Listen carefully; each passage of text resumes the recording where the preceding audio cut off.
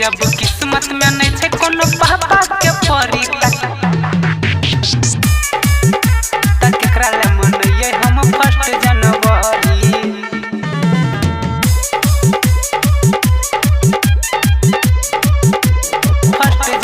रे यार केकरा के हम ग्रीटिंग दियई कोनो छौरी के जाके हम गिफ्ट दियई।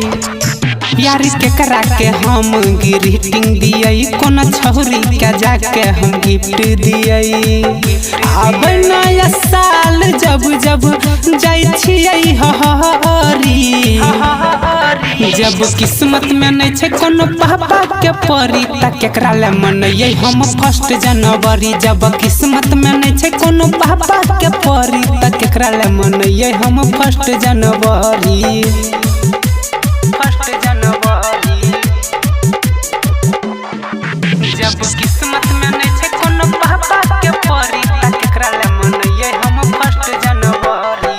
अजल कोनो छौरी से भाई रे भेलै नहीं हमारा प्यार रे जेकरा के प्रपोज हम कलिए ओकरो रहै भतार रे। हे रे भाई बा अजल कोनो छौरी से भाई रे भेलै नहीं हमारा प्यार रे जेकरा के प्रपोज हम कलिए ओकरो रहै भतार रे। तू ही बतावे रे यारबा के करप हम महारी जब किस्मत में नहीं छे कोनो पापा के परी त केकरा ले मनइए हम 1 जनवरी। जब किस्मत में नहीं छे कोनो पापा के परी त केकरा ले मनइए हम 1 जनवरी। 1 जनवरी जब किस्मत में नहीं छे कोनो पापा के परी त केकरा ले मनइए हम 1 जनवरी।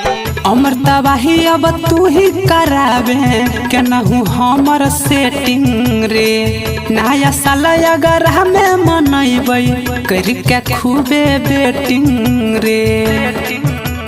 हे रे भाई रे अमर तबाही अब तू ही करावे केनाहू हमर सेटिंग रे नया साल अगर हमें मनइबै करके खूबे बेटिंग रे। रोशन दीवाना पर केतना छौरी जाहै महारी जब किस्मत में नहीं छे कोनो पापा के परी त केकरा ले मनइए हम 1 जनवरी। जब किस्मत में नहीं छे कोनो पापा के परी त केकरा ले मनइए हम 1 जनवरी।